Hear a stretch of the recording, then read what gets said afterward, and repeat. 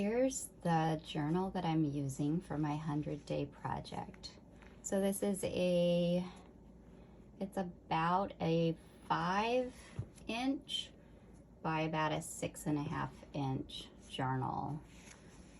And this piece is a knitted piece that I knitted this. Used to be a cowl that went around my neck. I felted it and just cut off a piece of it to use as like a little sweater cozy to keep my journal warm. It actually works really well to hold a few things in the front.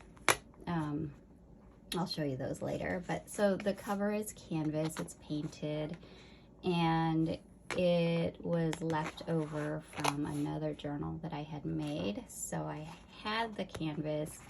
All of these papers are ones that I collect, and I make them into journals. Some of these are watercolor paper, like this one's watercolor paper. I just like to use a whole variety of different types of papers. Some already have marks, they're under paper, different textures of paper. Some of them have grids, the lightly gridded ones I love. Craft paper. So I like how this works out to where it is exactly 100 pages if I count it like 1, 2, 3, like that. And I actually liked working in order last year. So I would work on one page, the back or the front of it, and then the back the next day. And that gave me like a second chance to use the same paper if, I learned, oh, well, maybe a paper like this didn't work so well the first time with whatever it was I did. I had another chance to do it again, like this watercolor paper. I love working on black, actually. And another reason I love these journals so much is that I get to work on a type of paper 2 days in a row, but then also after, I don't know, it's like 2, 4, 6, 8, 10, 12, 14. So after a few days, you go back to that same paper again. Of course, if you're working on something in the middle, it ends up being 4 days in a row that I'd have to work on this watercolor paper, which is no issue. And I like mostly plain paper, not a lot of detail on them, so I purposefully chose those.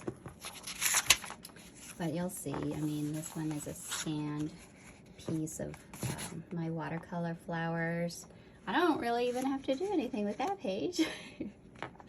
Maybe an outline or something if I wanted to, or a tiny cluster somewhere.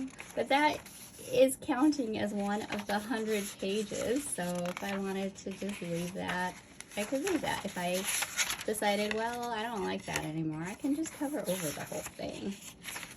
So this just, papers from other projects that are left over. Oh, I like how this came out of a notebook this way. So I think there's enough variety there to keep me busy for 100 days.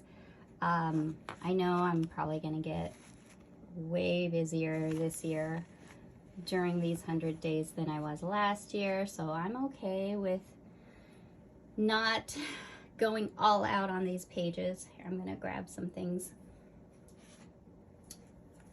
This is what I was talking about. I already have these ready to go. Some tags that I have assembled And I don't know if this is cheating or not, but I'm good with it. I mean, today I could just take one of these and stick it on there. And I know pretty soon, I think tomorrow with Fodder School, today is February 13th, 2022. So tomorrow, the new Fodder School project is coming out, and we're going to make something kind of similar to these. Not really. I mean, they're going to be way, way better than these. But I made these using our Fodder School lesson by Megan Wisner Quinlan. It's just the focal points on these, and I'm excited to make more. This is just a seed pack. I put these with more stuff in it for my customers who bought my journals, but I made myself a couple of things in here that I'm gonna use. I'll be turning this into a pocket. The weird thing is these seed packets, the printing is upside down. So I think it looks okay like that. But I like to just take these and wrap them up here at the front. And I have a few more tags actually that I want to add to this. So hopefully it'll be that easy to work on each page. We'll see. If you're doing the 100-day project, I would love to follow along with what you're doing. I will post these pictures on Instagram on what I'm doing every day. So come check it out there. I'm at Tiffany Simply Sharp on Instagram. Bye.